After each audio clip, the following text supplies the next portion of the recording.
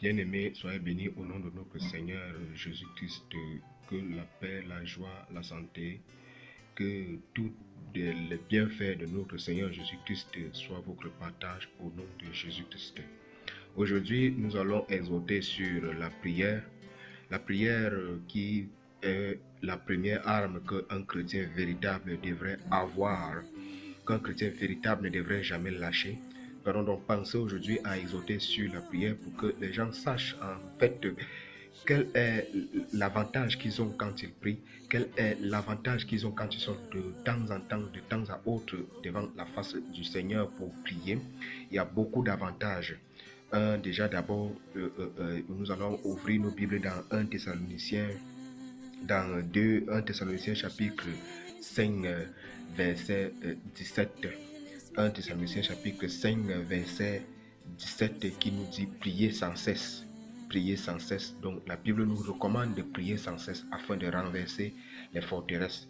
Donc la prière pour nous montre premièrement la dépendance en Dieu, montre que nous sommes dépendants de Dieu, nous ne pouvons rien faire de nous-mêmes, que nous reconnaissons qu'il n'y a que Dieu qui puisse nous aider à prier, qui puisse nous aider à mener notre vie chrétienne à bon port. Il n'y a que Dieu qui puisse nous aider à sortir totalement du péché, à mener une vie de sanctification, une vie de méditation et de jeûne. Déjà, nous nous rappelons des apôtres qui avaient voulu sortir le démon dans Matthieu, les apôtres qui avaient voulu dans le livre de Matthieu, les apôtres qui avaient voulu sortir un démon du corps d'un jeune homme, que son père était venu avec lui pour qu'il sorte ce démon. Le démon les a dépassés et il a dit à Jésus, j'ai supplié tes apôtres de sortir ce démon et ils n'ont pas pu. Et Jésus-Christ a sorti ce démon et après les apôtres ont demandé à Jésus-Christ pourquoi est-ce que nous n'avons pas pu sortir ce démon. Jésus les a dit que c'était que par le jeûne et la prière. Ce sorte de démons ne sortent que par le jeûne et la prière. Donc on peut remarquer par ici qu'il y a un style de possession que vous ne pouvez pas sortir, même si vous êtes chrétien fervent, allant chaque jour dans les programmes à l'église. Si vous ne menez pas une vie de prière, si vous ne menez pas une vie de méditation et de jeûne, vous ne pouvez pas sortir, ce démon ne peut pas sortir de vous. Donc il y a un style de démon qui se manifeste et qui ne peuvent que sortir par le jeûne et la prière. Donc ici, nous sommes dans la phase de la prière. La prière est la première arme qu'un chrétien puisse avoir pour vaincre l'ennemi.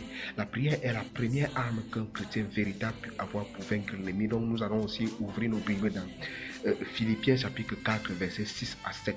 Philippiens chapitre 4, verset 6 à 7. Qu'est-ce que Philippiens nous dit dans Philippiens chapitre 4, verset 6 à 7. Nous allons ouvrir nos Bibles, mes frères et sœurs, pour que nous lisons la parole du Seigneur. Philippiens chapitre 4, verset 6 à 7.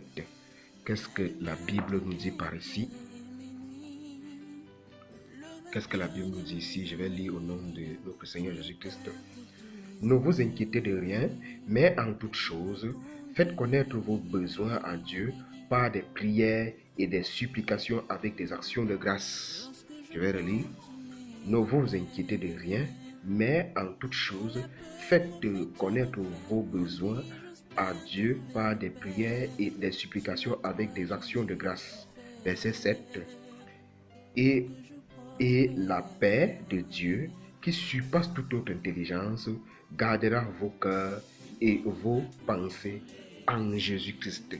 Donc on comprend par ici que ce n'est que quand on parle à Dieu, quand on dit à Dieu nos besoins, quand on exerce de temps en temps la prière, quand on est de temps en temps devant Dieu, on a une paix du cœur. Voilà pourquoi on dit ici que et la paix au verset 17, et la paix de Dieu, et la paix de Dieu, et la paix de Dieu qui surpasse toute intelligence, et la paix de Dieu qui surpasse toute intelligence gardera vos cœurs et vos pensées en Jésus-Christ.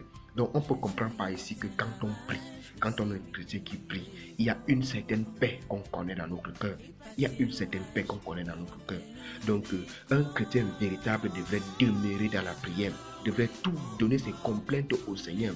Une fervente chrétienne devrait tout le temps prier. Femme, Prie beaucoup pour ton mari. Prie beaucoup pour son travail. Prie beaucoup pour lui. Marie, prie beaucoup pour ta femme. Prie beaucoup pour tes enfants. Exerce-toi à la prière. Exerçons-nous à la prière, mes bien-aimés. C'est dans la prière que nous avons les armes. C'est dans la prière que nous renversons les forteresses. C'est dans la prière que beaucoup d'âmes sont sauvées. Vous ne pouvez pas aller au chemin d'évangélisation si vous n'avez pas une vie de prière. Vous allez sauver quel genre d'âme? Vous ne pouvez pas. Même le Seigneur Jésus-Christ, avant de commencer son ministère, a fait 40 jours et 40 nuits de jeûne et de prière afin de pleurer devant la face de Dieu et afin d'avoir une pleine puissance.